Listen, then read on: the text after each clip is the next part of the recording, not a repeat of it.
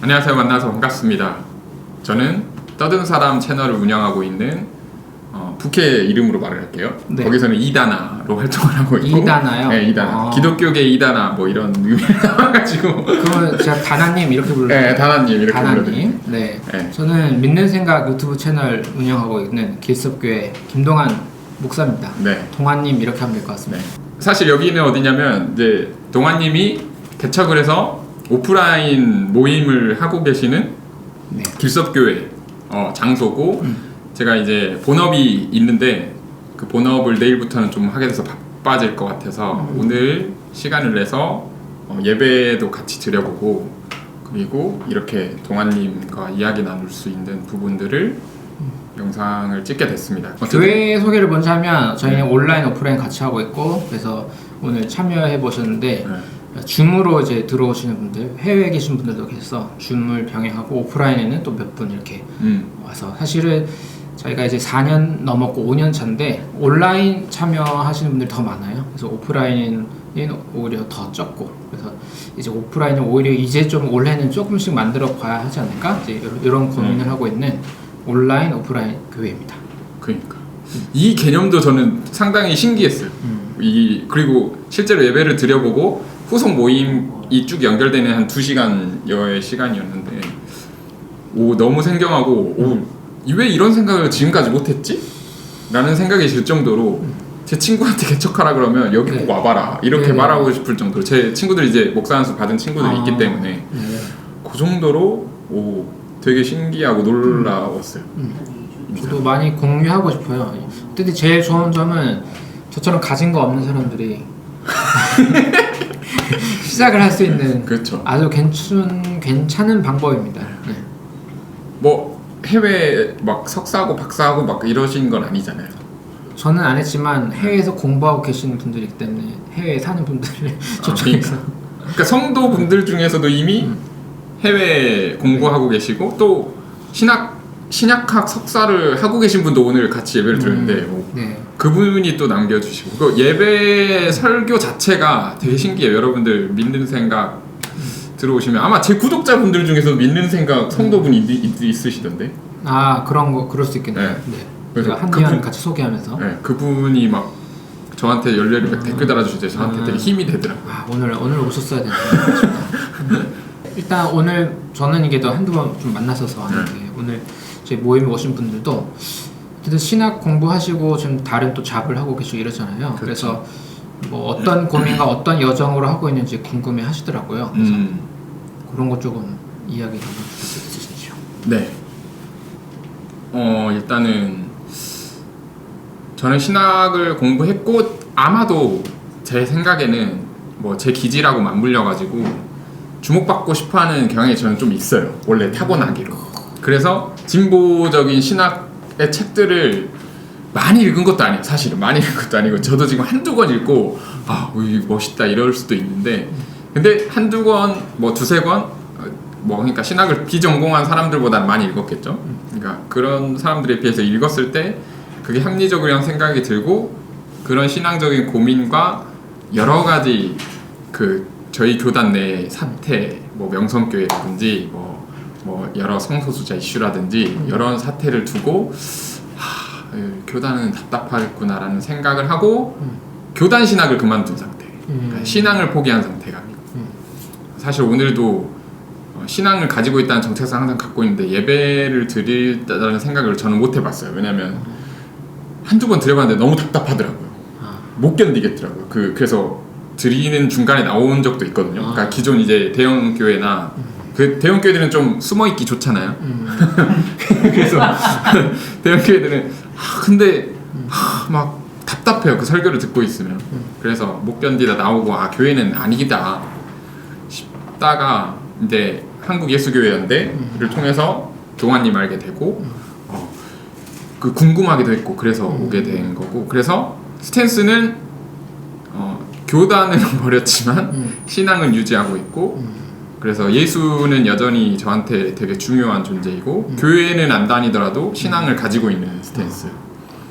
아까 예배 시간에도 중간에도 말했지만 예수가 역사적으로 실제로 존재하는지 많이 역사적 존재는 하겠죠. 근데 뭐 부활이나 뭐 이렇게 교리적으로나 나중에 첨가된 것들이 굳이 역사적으로 아니어도 예수라는 인간으로만 봐도 나는 예수를 닮아가려는 의지는 가지고 있는.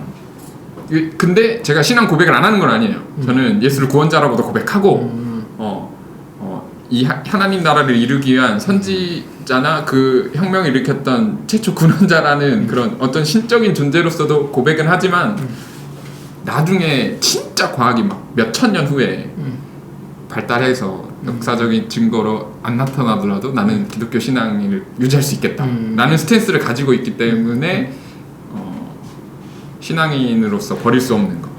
그게 사실 종교적 신비 체험이랑도 맞물려 있는 것 같아요. 제 삶에서 그런 신비적인 체험이 있었고 그걸 없다고 말할 수 없기 때문에.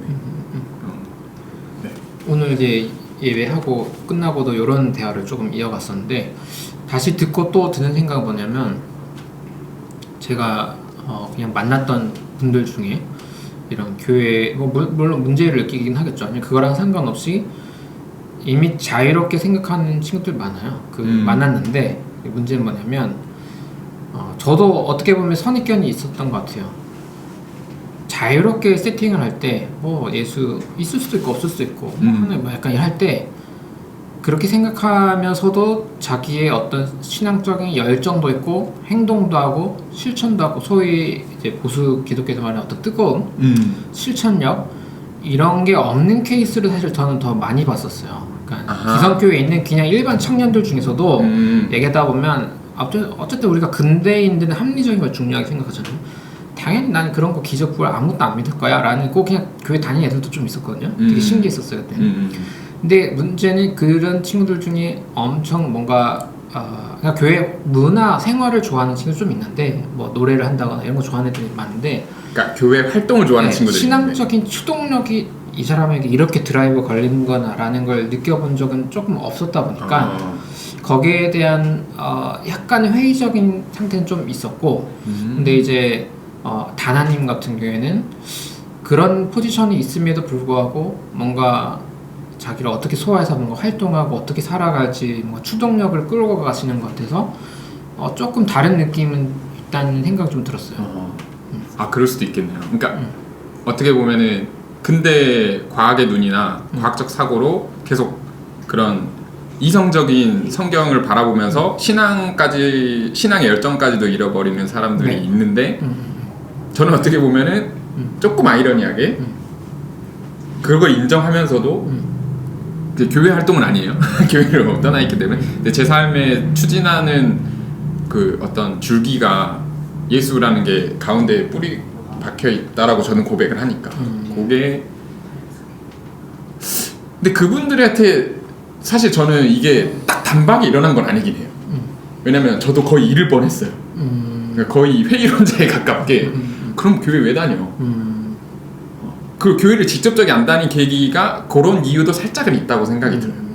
근데 그때 저는 제 존재의 위기감을 느꼈던 것 같아요. 그러니까 이게 기독교 예수라는 의미가 각자의 사람의 포지션이나 캐파가 다 다를 것 같아요.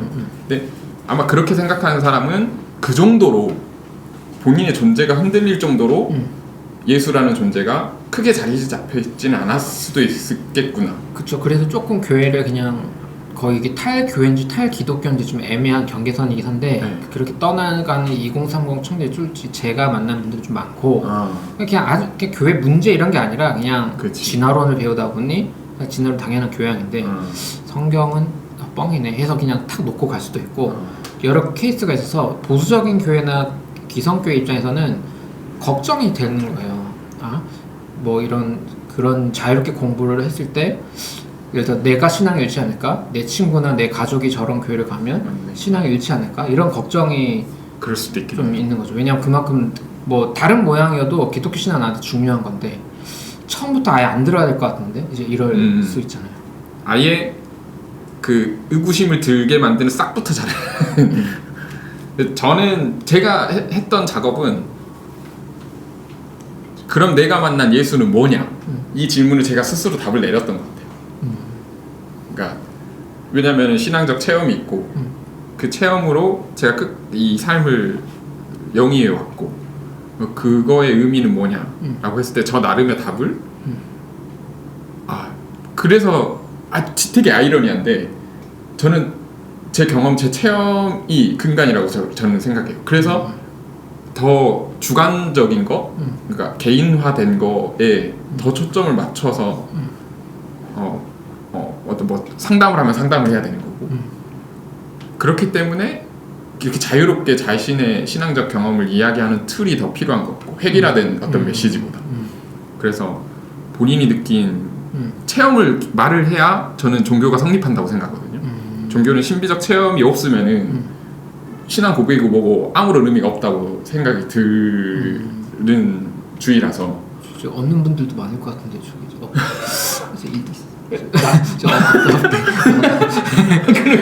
그러니까 그 정도 체험 싫어하는 분들이 정도가 다를 뿐이라고 생각해요. 그러니까 그냥 사람이 좋아서 교회 나온 사람도 종교적 체험인 거죠. 근데 그거를 본인의 역량인 거죠. 그거를 어떻게 내가 신앙적 고백으로 체득화해서 기독교 정체성을 유지할 것이냐. 근데 저는 그게 진짜 그냥 기도하면서 뜨거운 눈물 흘면서 회개하고 막 이런 경험이 제 경험인 거지. 근데 흔히 말하는 가랑비에 옷 젖듯이 또는 예수가 그래 좋아 보여 라는 차원을 더 구체화해서 그 좋아 보이는 걸 내가 어떤 의미로 해서 내가 인생을 살아왔고 그게 어떤 의미지? 그럼 내가 지금 기독교를 버려도 괜찮나? 아닌가? 라는 의미를 스스로 던져보는 게 전 중요한 것 같아요. 저는 개인적으로 그런 게 무의미하면은 그 사람한테 아무리 이야기해도 교리적으로나 뭐 과학적으로나 맞다고 말을 해도 본인의 그런 체험이 없으면은 설득이 안 될 것 같거든요. 저는 그래서 제 와이프는 비신자예요. 아예 안 믿어요. 처음부터요? 네. 그 JMS에 굉장히 대인 상처가 있어가지고 기독교를 거의 근데 그 사람한테 종교를 체험할 수 있는 방법은 제 삶을 그냥 보여주는 거예요. 나는 이렇게 사는데 체험되는 거 맞아요? 그러니까 그게 신비적인 체험은 아니겠죠. 근데 그 사람한테는 근데 어느 정도의 체험은 있겠죠. 근데 실제로 제가 영상도 찍었었는데 기독교의 인식이 어느 정도는 바뀌었대요. 그러니까 그게 완벽히 그 사람이 신자로 만들고 예수를 따라 살려는 정도의 임팩트는 아니겠지만 기독교에 대해서 적어도 상처가 있고 되게 혐오했는데 이런 기독교도 있고 이렇게 사는 사람도 있네? 이런 사람 싫어할 수는 없고 이 사람이 하는 거는 지지할 수는 있겠구나. 그러니까 제가 그래서 기독교적 신념을 가지고 예수를 따라간다는 신념을 가지고 하려는 거에 동의를 했기 때문에 저도 결혼을 결심한 거고 그 사람이 동의를 했기 때문에 옆에 이제 그 다른 목사님 계시거든요. 여기 아마 일정 부분에 그러니까 신비적 체험 막 이렇게 말고 그 스펙타클한 그런 체험은 아니더라도 주변 사람을 통해서든 아니면 가정을 통해서든 그거를 스스로 정리하는 작업이 없었으면은 신앙생활을 안 하고 있지 않았을까. 그렇군요. 그냥 추론을 해보는 거죠. 모임을 이제 이런 교회 모임을 하는 입장에서는 이런 게 있을 수 있어요. 그냥 체험 얘기를 하셨으니까 자유롭게 그냥 막 얘기. 이게 기독교에서는 그런 거를 약간 인공적으로 만들잖아요. 그런 루틴을 기도해 뭐 어쩌고 저쩌고 제가 어떤 종교 체험이라고 생각도 할 만한 걸 막 수련의 문화 찬양을 시킨다거나 찬양 인도든 뭐든 어떤 행동들을 막 시켜서 교회 1위를 시키며다가 그 중에 뭔가 빠삭하게 만든단 말이에요. 네. 물론 거기서 진실된 신앙 체험도 무조건 없는 건 아닌데 문제는 이게 너무 인공적이어서 단점인데 문제는 그래도 거기 인공적이지만 효과가 있다고. 그러니까 스스로 이거 종교 체험이라고 진실이든 착각이든 간에 그 있는 사람도 있는 건데 이제 그거를 우리가 자율적 체험이어야 해 라고 했을 때 이런 모임을 운영하는 입장에서는 우리가 목사는 어떤 역할을 해야 되지? 그리고 그걸 어떻게 기다려야 되지? 그 사람에게 그런 체험이 이게 아니면 그거를 돕기 위한 어떤 뭔가를 해야 될까? 당연히 그런 신앙 체험이나 이런 걸 스스로 해야 되는 건데 어떤 도움을 줘야 될까 할 때 사실 좀 애매해요. 그 어떤 우리가 준비된 답변이 조금 없다 보니 그럴 수 있겠네. 그래서 이제 저는 새로운 모임을 하는 사람들은 꼭 답이 없을 수 있죠, 사실. 하지만 이 부분에 대한 게 어떻게 보면 이제 회사로 따지면 경쟁 상대와 이 모임하는 사람들 이미 시작부터 좀 어려운 지점이 있어요. 저쪽 교회는 이미 하는 게 있고 가수들 앞에 세우고 그치. 교회 이쁘고 막 때리고 막 이러면서 사람이 와서 어쨌든 감정적 클라이막스나. 근데 우린 그게 없는 거예요. 그러면 이게 좀 이기기 힘들어요, 사실. 그래서 여기 이런 부분에 대해서 이 다른 모임들이 새롭게 만들 때 어떤 강점을 만들 거고 우리가 어떤 방식으로 우리가 생각하는 바를 토대로 종교 모임을 이끌어갈지가 이제 고민이 되는 거죠. 저 같은 이제 모임 진행자 입장에서는. 저는 그냥 각자의 역할이 있는 것 같아요. 사실 저는 도전하신 게 되게 놀랍다고 생각이 들거든요. 이게 될 거라고 생각했는지 안 했는지 아니 그때 초반에는 그 분노가 원동력이 돼서 그렇죠. 하셨다고 했는데 어쨌든 5년차, 1년차, 2년차, 3년차, 4년차 영상 찍으시는 거 저도 딱 쭉 봤는데 어쨌든 되고 있고 여기에 맞는 사람들이 모이는 거고 네. 근데 애초에 이게 없었던 시대가 있었잖아요. 그런 측면에서 다양한 종교의 출현이라 생각하고 이전까지는 그런 것만 먹혔다면 이제는 이런 것도 있다. 그런 거를 또 우리도 그런 것만이 다가 아니고 그것도 틀렸다고 말하지 않으면서 우리 것도 맛봐봐. 근데 주류는 아니죠 저희가. 근데 그런 측면에서 어떻게 보면은 한국의 기독교 역사가 깊어지면서 좀 더 다양한 게 출연할 거고 거기에 첫 발을 되게 잘 떼놓으시다는 생각이 들어요 저는. 그러니까 개인적으로 그냥 일단 그래. 그래서 만약에 공동체 안에 그런 거를 좋아하는 신앙 공동체, 그러니까 신앙인이 들어와요. 구성원으로. 그럼 그거를 펼쳐놓을 장도 만드는 것도 당연히 고민하게 되실 거고. 그럴 때 어떻게 밸런스를 잡아가는 것도 고민하시게 되지 않을까요? 그러니까 그런 걸 원하는, 그러니까 그런 저처럼 아이러니하게, 그러니까 동아님의 그 바운더리 안에서는 없는 아이러니한 사람이 있었던 것처럼 흔한 말로 예배사에 엄청 막 열심히 하는 신앙인이 합리적인 것도 추구할 수도 있는 신앙인이 될 수 있는 발판이 되게 하는 장 같은 게 되면 되지 않을까? 그러면은 이렇게 감정적으로 만나는 것도 어쨌든 감정도 하나님이 주신 하나님의 창조 세계 안에 있는 인간의 어떤 부분이고 그거를 하나님으로부터 느끼는 것도 괜찮은 것 같고 그런 생각이 있기 때문에 저는 그 제가 만난 신비 체험을 부정하지 않을 수 있었어요. 그러니까 이게 물론 이게 다가 아니라는 걸 인정하면서도 그러니까 그런 부분이 있는 것 같아요. 다른 질문들은 예배를 지금 2년 만에 오셨잖아요. 맞아요. 2년 만에. 없이 2년 막 저는 가끔 한두 번 빠져본 적 있는데 신학생 때 예배 없이는 안 살아봐가지고 어때요? 좀 허전하거나 하나님이 째려보시는 것 같은 느낌이 든다거나 약간 길 가다 넘어지거나 뭐 그런 거 없어요? 이거 진짜 실제로 두려워하시는 분들이 있을 것 같아요. 그러니까 예배 안 드리면 몸에 너무 익숙하시고 너무 익숙하시는 저도 안 그럴 거라고 생각했어요. 저는 안 그럴 거라. 나는 안 그러겠지. 근데 이게 한국의 기독교적 상황이 워낙 그런 게 컸다 보고 저도 그 몸이나 제 정신세계에 박혀 있었나 봐요. 그래서 한 두세 달은 힘들었는데 이제 코로나 때문에 그걸 많이 떨쳐버렸었어요. 왜냐면 코로나 상황이었기 때문에. 실제로 일이 바쁘기도 했고. 근데 저도 그래서 한 1년쯤은 지나면 내가 출석할 교회를 찾지 않을까? 라는 생각을 하고 있었는데 지금도 동아님 교회였으니까 이제 궁금증이 더 커서 온 거지. 그러네요. 마음 먹어서 출석해야겠다. 어떤 신앙의 근원을 찾아서 나는 예배를 드려야겠다 이런 건 아니거든요.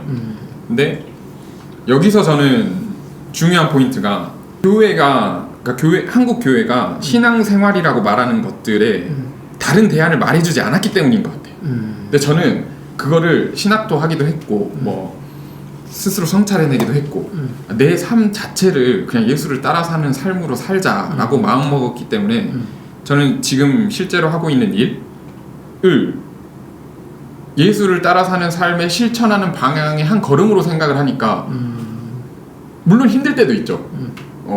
근데 뭐 공허함이나 뭐 신앙적 공허함 그리고 뭐 자책 이런 건 없는 것 같아요. 그러니까 삶을 내가 지금 하고 있는 일, 뭐 이것도 내가 결국에는 하나님 나라를 작게나마 이루고자 하는 어떤 제가 목사가 안 되겠다고 하고 결정 내린 어떤 하나를 추구하고 그걸 상정해 놓고 달려가는 길이라고 생각을 하고 지금 걸어가고 있기 때문에 공허함이 때로는 있을 수도 있겠지만 다 잡을 수 있는 것 같아요. 그 목적 하나. 예배 계속해도 공허한 건 다 있어요. 그쵸. 뭐 큰 차이는 아닌데. 그러니까 그냥 뭐 별 차이가 없나 그냥 궁금해가지고 내가 안 해봤으니까. 그런 부분인 것 같아요. 그러니까 뭇 성도들은 지금까지는 예배가 곧 신앙생활이잖아요. 신앙의 기본 예배.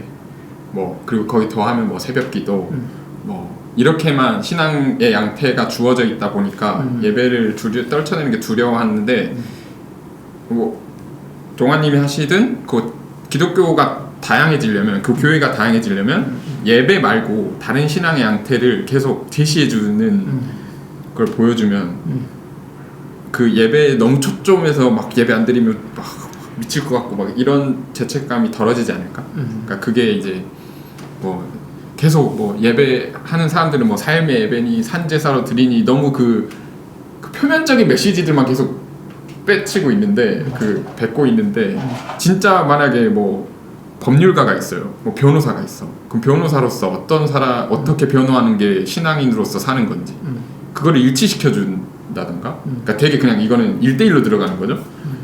뭐 예를 들어 뭐 임원이야. 뭐 대기업 임원이야. 임원으로서 회사를 어떻게 운영하고 어떻게 관리하는 게 기독교적인 삶을 하나님 나라를 이루는 거라고 신앙적인 양태로 제시해주는 교회가 있다면 그런 훈련을 시키고 그런 교육을 시키는 교회가 있다면 예배만 머무르진 않을 수 있지 않을까. 그러니까 저는 그거를 제 생각에는 신학하면서 여러적인 상황과 맞물리면서 저 혼자 찾았던 것 같아요. 그냥 그 제 상황과 어떻게 비결된 어떤 것들을 가지면서 앞으로는 어떻게 할지 물어봐도 돼요? 예배 그냥 평생 없이 사는 거예요? 아니면 그런 새로운 삶을 추구하는 건지? 사실 오늘 예배를 드려보니까 설교는 내 영역이 아니구나라는 걸 열심히 저는 깨달았어요. 그러니까 그래서 내가 설교를 하겠다는 마음보다는 설교자가 필요하면 설교자를 세울 수 있을 정도의 경제적인 그런 걸 가지고 있으면 좋겠다라는 생각이 오늘 들었고 그리고 동시에 저는 아까도 잠깐 드렸지만 기독교인이 다양한 자기 생각들을 자유롭게 펼칠 수 있는 진행자의 역할은 내가 좀 하고 싶다는 욕심이 있긴 해요. 그래서 어떤 모임이 생기건 근데 그게 저는 제가 회사를 차리면 회사 조직이 될 수도 있고 그럼 회사 조직 안에 그런 시스템을 넣는 거죠. 왜냐면 제 신념을 담은 회사가 탄생할 거니까 그게 뭐 작은 회사라도 그래서 저는 일단 관심 있는 거는 사회적 기업이나 지역에 내려가서 뭐 협동조합이 되면 좋겠지만 협동조합은 너무 어려운 길이긴 하더라고요. 근데 어쨌든 그래서 지역에 있는 시골에 그냥 살아서 시골에 계시는 사람들 어르신들 아니면 시골에 또 정착해서 있는 청년들하고 같이 뒹굴면서 거기에 최대한 하나님의 나라를 이루고 싶은. 그래서 저는 이제 예수가 시골에 머물렀다고 생각해요. 이게 제 하나의 정체성이에요. 저는 호남 출신이고 서울보다는 변두리 출신이기 때문에 예수가 나자렛이라는 시골 동네에 머물렀듯이 나도 그냥 그 중심에 가서 엎고 뒤집고 저항하는 거는 해보니까 저는 몸에 너무 안 맞더라고요. 그런 역할은 다른 분들이 하고 그냥 작은 시골에서 뒹굴면서 살면서 그 시골에 있는 작은 이슈들을 어떻게 하면 하나님 나라의 원칙에 맞게 해결하느냐. 이게 제가 이제 목사를 그만두고 목적으로 정한 거죠. 그 지역은 아직 못 정했어요. 경제적인 왜냐면 좀 그래도 인간인지라 어떤 그 목적만 가지고 움직일 수 없더라고요. 현실적인 이제 결혼도 했고 자금적인 상황이 준비되고 가야 좀 더 에너지를 얻을 수 있을 거라고 생각해서 제가 이제 일을 하고 있는 거예요. 그래서 결론적으로 산을 사서 그 산에 머물면서 산에서 농사도 짓고 하면서 진짜 그 지역민들하고 같이 머물다 보면은 어떤 이슈가 보이겠죠? 요거는 좀 이렇게 해결되면 좋을 것 같은데 그러면 그 가운데 어떤 네고시 아니야 뭐라 해야 되지? 퍼실리테이터 뭐 이런 역할들 중개자 뭐 이런 역할들을 해보고 싶어서 그래서 그런 역량을 기르는 거에도 관심이 많고 어쨌든 자기가 활동이나 계획, 에너지를 쏟아내는데 그게 내 신앙적인 게 같이 녹여져 있다. 그래서 그 가치가 스스로 이렇게 이해가 될 때 스스로가 납득이 될 때 사실 그게 잘 되면 사실 예배나 뭐 이런 거는 보다 없어도 그런 것들이 없어도 어떤 신앙 활동을 내가 하고 있다는 어떤 감각 그렇죠. 그게 생겨나는 네. 거죠. 그러니까 종교인으로서 기독교인으로서의 정체성을 그 감각으로 예배가 굳이 드리지 않더라도 약간은 저한테는 좀 크게 의미가 될 수 있고 유지할 수 있다 라는 것 같아요. 그래서 사실 사회복지사도 제 주변에 많은데 사회복지사들도 일로 말고 진짜 현실적으로 사명감을 가지고 있는 사람이라면 할 수도 있지 않을까? 라는 생각도 들기도 했어요. 근데 저 같은 경우에는 그게 너무 어려워 난이도가. 그래서 차라리 혼자 하루 이틀 공부해서 설교 쓰는 게 그러니까 이런 역할을 하시는 내 분이시고 적성에는 이게 낫고 삶에서 물론 우리 신앙의 방향이 궁극적 목표인데 너무 어렵다 이건 진짜. 그러다 보니까 이게 아주 잘 된 분은 사실 교회 안 와서 하면 되고 그쵸. 좀 고민 있는 분들은 좀 모여서 이제 의논할 수 있는 커뮤니티를 하는 거고 내 역할은 주중에 하루 이틀 공부 쫙 해갖고 어쨌든 뭔가 이야기가 나는 만한 걸 던져보고 이렇게 되는 것 같아요. 저는 반대로 오늘 설교를 들으면서 나는 저거는 못하겠다라는 걸 느꼈어요. 제가 많이 이렇게 오늘 마인드맵 이렇게 아니 근데 그 마인드맵에 나온 여러 자료들이 방대하긴 하잖아요. 이번 주 이렇게 보고 공부한 거야. 저 다 모르는 거예요. 그래도 어쨌든 주중에 일을 안 하니까 책 보고. 특이한 공부를 좋아해요. 공부를 좋아하는 것도 그러니까 공부를 좋아하는 목사가 있어야 되는 것 같고 근데 저는 바라기는 이런 목사도 목사라고 불릴 수 있었으면 좋겠다는 생각도 해요. 그러니까 이렇게 사는 사람도 목사라고 불릴 수 있지 않을까? 근데 말씀하신 거를 해나가면 그런 모임들이 될 것 같기도 해요. 그런 거 만들고 어떤 뭔가 만드는 일 하시는 거잖아요. 그쵸. 활동들을 볼 때 하시면 가끔 숨모임 하고 싶다, 뭐 하고 싶다 이런 게 생길 수 있을 것 같아요. 그렇죠. 그렇게 하다 보면은 그래도 예배는 한번 드리고 싶은데요. 아니면 또는 뭐 신앙적인 모임 한번 해보고 싶은데요. 구성원들이 자발적으로 모이면 난이도 너무 높아 나한테. 나 그냥 하루 종일 책 가지고 어디 구석에 갇혀갖고 난 이게 더 난 할 수 있을 것 같은데 이거 진짜 난이도 상이다. 존경합니다. 근데 제 생각에는 이게 기성교회도 커지다 보고 이제 만약에 줌에 들어오는 사람이 일이 안 커져. 저희 안 커져요. 커질 수도 있잖아요. 제 몸만 커져요. 안 될 것 같아. 제가 그렇게 기도할게요. 커지라. 제 몸만 커지고. 여기만 커진대요.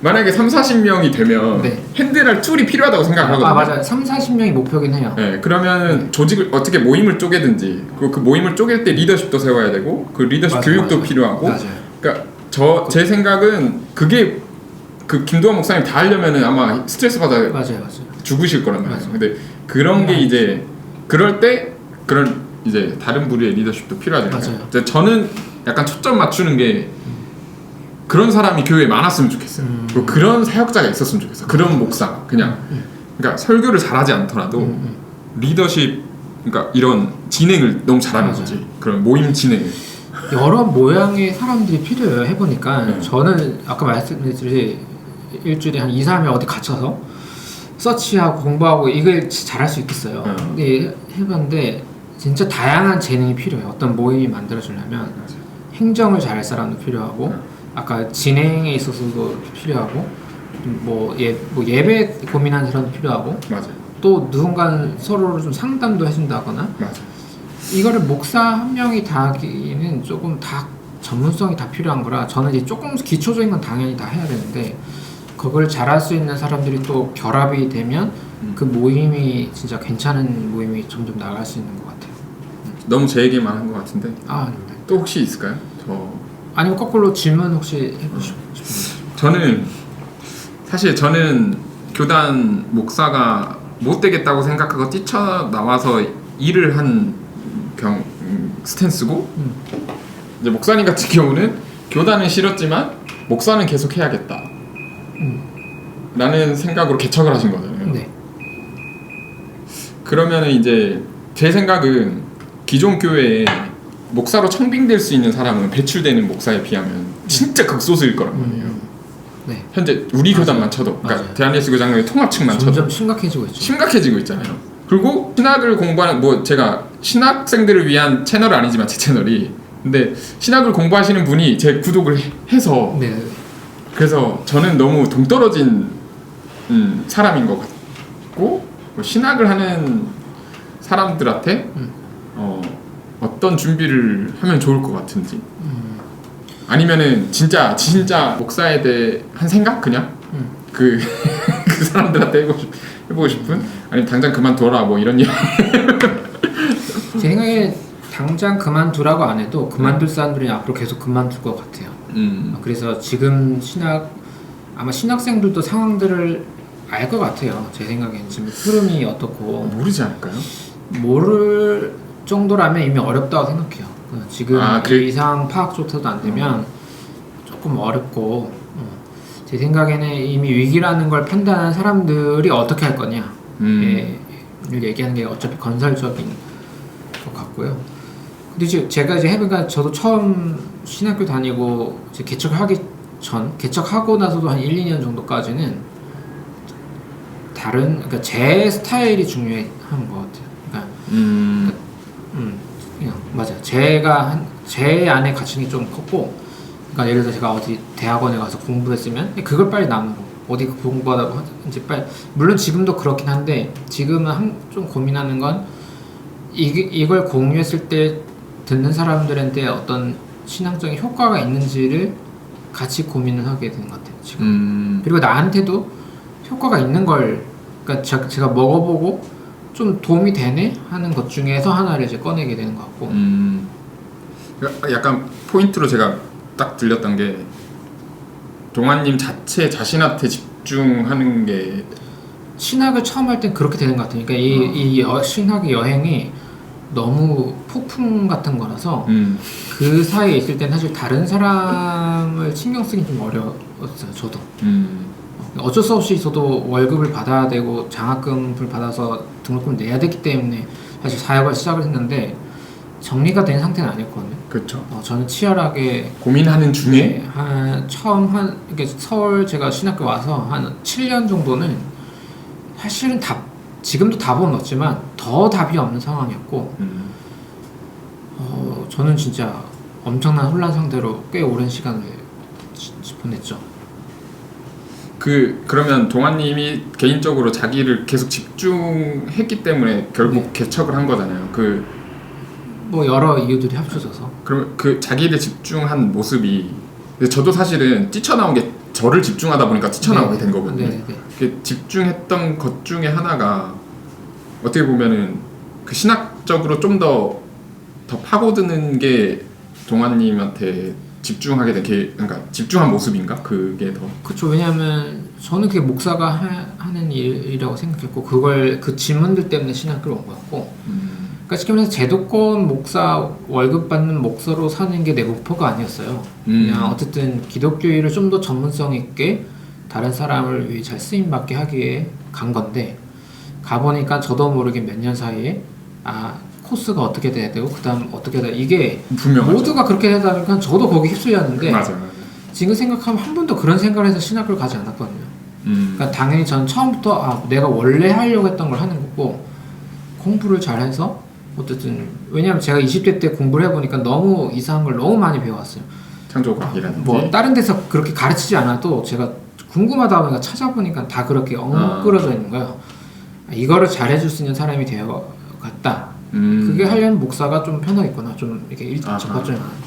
그렇게 온 거라서 난 이걸 하려고 하는데 제도권이란 규칙이 방해를 한다. 너무 할 수 없는 말이 너무 많고 해서는 안 된 공부가 너무 많고 아하. 이게 이렇게까지 가야 되나? 이제 좀 우리를 뭐 이런 교회 일을 하려는 사람이 돕기 위해 교단이 있는 거고 좀 도와주려고 응원하려고 하는 여기 시스템이 있어야 되는 건데 너무 거꾸로 했어. 다 신학교를 위해 신학생이 있는 거고 제도권을 유지하게 목사들이 투입되는 거 같고 뭔가 순서가 역전된 거야. 그래서 그냥 새로 뭐 해야겠다 이렇게 됐죠. 그러면은 이제 제 친구들도 석사를 고민하는 친구들이 많아요. 이제 그러니까 부목사로 청빙을 받는 시즌이고, 그러니까 나이고, 그러니까 이제 막 목사 안수 받으면은 이제 뭘 해야 될지 고민하는 친구들도 사실 있어요. 근데 제가 그 친구들한테 그 가끔 저랑 친하게 지내는 친구는 저한테 그런 질문 하더라고요. 나는 그게 있지도 않은데 너는 나 이거 석사를 하는데 어떻게 생각하냐? 야, 이거 내가 답해줄 문제가 아닌 것 같다. 근데 반대로 여쭤보고 싶은 게 제도권 그러면 약간 정리되는 게 제도권 교회에서 청빙 받으려면 하되 개척을 하려면 굳이 필요하진 않다. 라고도 말을 할 수 있나요? 석사, 박사 그런 이제 신학교 안에서 주어지는 그러니까 주는 자격증이 막 많으면 좋죠. 돈이 많으면 뭐 해서 나쁠 건 없는데 지금 온라인 시대가 돼서 느낀 점은 사람들이 어떤 제 컨텐츠나 뭐나 이거 보고 올 때 이 사람이 어디까지 학위를 받았는지를 보진 않아요. 그냥 되게 중요한 컨텐츠를 보고 실력을 판단하는 거잖아요. 저는 뭐 다 모든 분야가 그러진 않겠지만 특히 신학은 박사니 뭐니 이거 가지고 실력을 보지 않아요. 심지어 교수여도 교수니까 신학을 잘하겠지 하진 않거든요. 그 사람이 뭐라고 말하는지를 보면 네, 수준을 파악할 수 있잖아요. 아하. 제 생각에는 이제 교인분들도 눈이 높아져서 자기 교회 것만 듣지 않아요. 그렇죠. 다 봐서 그만큼 이제 시작하기 어려워지긴 했는데 제가 볼 때는 찾는 사람들은 수준 파악을 할 수 있는 분별력이 생기기 시작했고 비교해서 보기 때문에 그래서 중요한 건 자기가 공부를 어떻게 해나갈지를 정하는 게 중요하지 이 석사를 했을 때 내가 도움이 된다면 하는 거고 학위 자체를 바라보고 하는 건 좀 무의미하고 그쵸. 자기가 필요하다고 생각해서 내 거로 만들어야겠다 하는 공부에 뭐 어떤 교수가 있는데 이거 진짜 탁월한 분이어서 내가 꼭 봐야겠다 이러면 사실 돈을 내고 이제 투자를 할 만하죠. 그럼 어쨌든 신학이 시작하는 사람들한테는 결론으로는 너 개척할 거냐 개척 목사 할 거냐 제도권 교회에 청빙을 받을 거냐를 먼저 고민하는 게 되게 현실적인 고민이겠네요. 근데 개척을 생각을 안 하는 사람이 있을까 싶어요. 저는 제 생각에는. 현재 신학생들이 처음부터 나는 평생 직업 월급쟁이로 살아야지라고 생각할까? 제 생각에 모두가 개척을 하는 걸 당연한 거라서 물론 아닌 경우도 있겠지만 난 처음부터 부목사로 평생 할까 이럴 수 있는데 결국에 어떤 혼자든 친구들과 같이든 뭐든 그런 모임을 만들고 싶어서 오는 거고 부목사는 그걸 훈련받는 하나의 과정으로 생각하는 게 아닐까요? 현실적인 이유 때문에 그냥 부목사를 계속하는 거지. 그러면 이제 부목사로서 2년 정도 이제 4년. 네. 그게 개척할 때 도움이 됐어요. 4년 정도 괜찮은 것 같아요. 4년 정도는. 네. 왜냐하면 직접 경험 물론 안 해도 되긴 하는데 경험하면 좋은 점은 좀 더 이해가 빠른 면이 있는 것 같아요. 교회가 어떻게 돌아가는지. 저는 그냥 제도권에 있는 목사님들도 대단하다고 생각해요. 맞아요. 그 고생이 이거는 목사로 살아본 사람만 알아요. 왜냐면 목사가 안 한 사람은 저렇게 전문성도 없이 그냥 하는 일만 하고 그러니까 교회를 좋아하는 사람이야 우리 목사님 막 천사처럼 뭐 이러지만 그게 아닌 경우에는 저렇게 허접하게 하는데 뭘 열심히 하고 있지? 막 이렇게 보였거든요. 근데 목사로 살아본 사람은 치열하게 얼마나 쓸데없는데 피곤하고 진짜 열정을 쏟아. 왜냐면 그들이 공부를 하기 싫은 게 아니거든. 그렇죠. 그러니까 이해가 돼요. 네. 그러니까 신학적 공부를 하기 싫은 건 아니거든. 분명히 어느 정도 뭐 깊이나 규모는 다르지만 그런 걸 하고 싶어하는 제 동기들도 다 그래요. 전임하고 부목사 하고 있는 친구들도 그러면 4년 정도는 도움이 됐었다. 몇 년 경험해도 저는 교회 경험 좋았어요. 그 사역도 재밌었고 만나는 팀 그 4년 전에 처음 신학교 다닐 때부터 했던 목사님들도 지금도 만나고 있고 제가 그냥 딱 봤을 때는 뭐 어떻게 특정 지을 수 없지만 저는 그런 친구한테 해줬던 게 딱 거의 동아님하고 말했던 거랑 똑같은 것 같아요. 너가 뭐 하고 싶냐? 이걸 물어봤었던 것 같아요. 너가 원하는 게 뭐냐? 그걸 아무도 모르죠. 그게 자기가 원하는 걸 몰라. 그게 약간 아이러니인 것 같아요. 그러니까 그러다 보니까 그냥 제도에 머무르는 게 그러니까 어디 신학교 맞아. 들어갈 때는 제 친구들도 다 목사 개척하려는 생각이 담임 목사 되고 싶었겠지. 근데 하다 보니까 내가 뭐 하고 있지라는 걸 계속 잃어버리게 되는 게 그 지금 제도권 교회에서 사역을 하다 보면은 내가 지금 뭐 하고 있지라는 걸 계속 잃어버리게 되는 게 좀 안타까웠던 것 같아요. 그만큼 제도권 이 시스템이 실력이 있어. 모두를 길을 잃어버리게 만드는 대단한 거야. 뭐 어떤 집단 이거 할 수 있어. 대단해.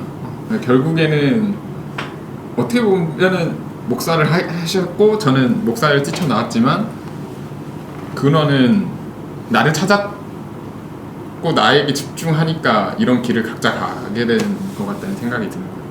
그러니까 특히 이제 저는 모임을 하는 거잖아요. 모임을 할 때는 어떤 모임이든 타협을 하게 돼요. 그러니까 제가 하고 오늘도 저 했는데 어렵다고 피드백 받았잖아요. 오늘 막 쓰면서 막 했잖아요. 보여주면서 이것도 그쵸. 고민을 하면서 조금 더 낫겠지? 이게 또 어려워. 그 다음 단계 또 그다음 어떻게 하지? 어쨌든 제 발표를 하는 게 아니잖아요. 그렇죠. 그래서 근데 이게 서로 타협을 해서 맞춰가는데 서로 윈윈이 되는 방법을 찾아야 돼요. 어렵다고 제가 이거 다 안 할 수는 없거든요. 그렇죠. 제가 할 수 있는 건 이거밖에 없어요. 그랬을 때 내가 어떻게 그러면 또 편하게 하지? 어떻게 조금 더 여기다 재미를 넣지? 이게 용납이 된다면 모임이 오시는 거고. 그렇죠. 야 끝까지 어렵게 하네 짜증나네 하면 이제 빠이빠이가 되는 거예요.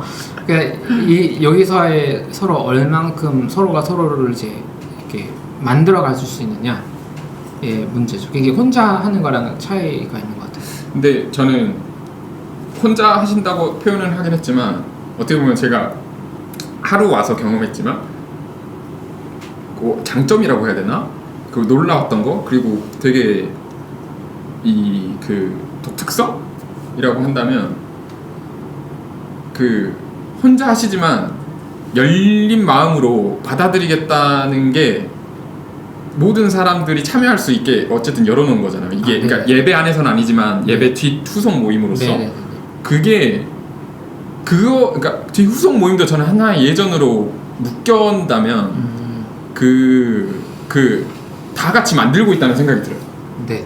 그 배우는 거 제일 많아요. 네. 그러니까 물론 파는 설교에서 열어놓지만 그거를 열린 생각으로 모두가 거기에 대해서 질문하고 또 고민되는 지점을 이야기하고 또 각자 가진 관점에 대해서 이야기하는 거를 허용한다는 게 이게 이렇게 되는 교회도 가능하고 그게 하나의 색깔이 나오는 것 같아요. 네, 거기서 저도 뭘 공부해야 될지 설교 주제는 뭘 찾아야 될지 하면서 배워나가는 거라서 뭐 혼자 공부하는 분야도 있지만 같이 할 때 찾게 좀 그게 되게 큰 생경한 경험이었던 것 같아요.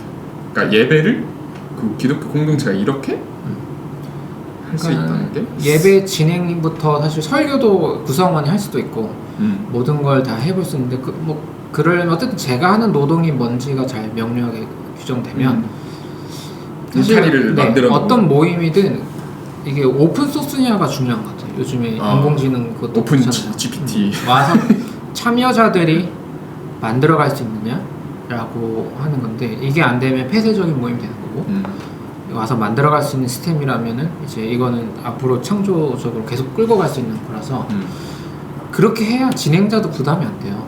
내가 모든 걸 막 1년치를 설교 막 다 세팅 이런 게 아니라 그러니까 되게 신기했던 게 되게 많은 공부를 하고 공부를 좋아하시기도 하겠지만 그거에 부담 없이 설교하신다는 느낌을 제가 많이 받았어요.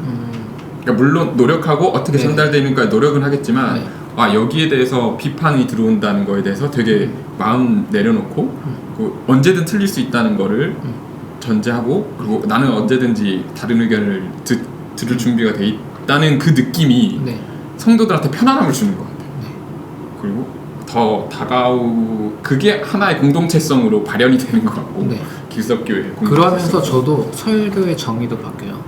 그러네. 제독공교 했을 때 선포적인 설교가 네, 아니고 신학교에서 배우는 이거 친구들 목사님과 대화가 안 되더라고요. 진짜 설교가 뭐라 생각할 때 제가 생각하는 정이랑 그죠 나도 많이 좀 바뀌었구나라고 느끼는데 사실 어떻게 보면 이건 그날의 대화를 위한 아이디어를 가지고 온 것기도 하거든요. 설교가. 근데 이거를 그야말로 캐리그마 선포. 때려 넣는 거 메시지 이렇게 빵. 하면 어렵죠.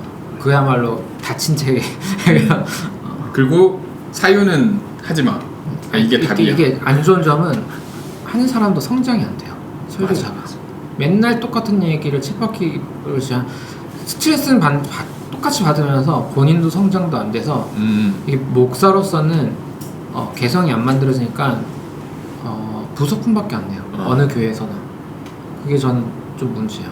약간 좀 열려놓고 배워서 수용하고 비판받으면 또 배우고 이래야 본인도 성장이 계속 가는 거잖아요. 이거를 몇 년을 하면 진짜 저는 많이 성장할 수 있는 거라 생각하는. 근데 이제 그러니까 아까도 그러니까 부활에 대해서 신학적 경애가 다른 거잖아요. 네. 목사님은 인정하고 네. 성도분 중에 한 명은 네. 부활이 없어도 괜찮다. 신앙생활 할 수 있다. 네. 그러니까 이거를 인정하는 게 그러니까 목사랑 신학적 경애가 달라도 이야기한다는 장을 열어놓는 게 되게 신기하고 공부를 조금만 하면 신학교 1년만 다니면 이 스탠스가 엄청나게 다양한지 배우잖아요. 맞아요. 그러면 누가 어떤 권력으로 우리 교회는 이 입장만 가져와야 된다 누가 말할 수 있지? 맞아요. 사실 그러면 안 되는 거거든요. 근데 이제 제도권 신학교 몇 년 다니다 보면 좀 목이 힘이 들어가고 자 우리 여기만 딱 이렇게 이게 사실 권력. 그러니까 신학교에서는 그렇게 안 가르치는데 왜 교회에서는 그렇게 됐지? 그러니까 제도권교에서는 위에 목사님들 눈치 보고 있다. 그렇게 되니까 말할 수 없는 부분 이렇게. 그러니까 결국에는 신학의 문제라기보다는 제도와 시스템의 문제. 저는 그게 좀 더 크다고 봐요. 그럼 오늘은 이렇게 하고 네. 편하실 때 놀러 오시죠. 뭐 네. 시간 저도 나실 때. 아마 지금 현장이 주말에 쉬는 제 사실 직업은 목수예요. 이제 처음 밝히게 되는데 저 멋있습니다. 목사 때려치고 목수 하고 있습니다. 그래서 더 멋있는 것 같습니다. 그래서 현장 나가게 됩니다. 예수님의 후예. 야, 이것도 역사적 예수 들어가면은 실제로 예수가 목수였냐? 아니지. 돌 조각이 좀 더 많죠. 맞아, 돌이가. 돌비가. 왜냐면 그 당시에 환경이 이제 역사적 나무보다는 돌이 훨씬 많았어요. 그래서 석공이나 사실 그냥 DIY 했다는. 그렇죠. 뭐 만드는 사람이면 다 되니까. 그러니까 동네에서 조금 뭘 만들길 잘해서 동네 어르신들이 맡기고 그런 수준이었을 수도 있어. 규모나 이런 거야 모르지만 이케아에서 사서 야 이거 좀 만들어줘 하는 거랑 똑같네요. 그것도 역사적으로 저는 그렇게도 될 수도 있지 않을까라고 추론을 할 뿐이에요. 그런 사람이었지 않았을까. 그 나자렛 시골 동네. 하여튼 비슷한 사상의 창조적인 뭔가를 만들어내는 일을 하고 계시네요. 그 생각해보니까 약간 설교를 접목해 보면은 제 신앙의 길과 제 길에 약간 또 자부심을 더 느낄 수 있었던 것 같아요. 오늘 설교를 들어보면 그렇게 또 이야기해 주시니까 그러니까 열정을 잃지 않으면서 폭력과 배타성은 좀 내려. 너무 즐거운 대화였습니다. 반가웠습니다. 이렇게 마치겠습니다. 다음에 봬요.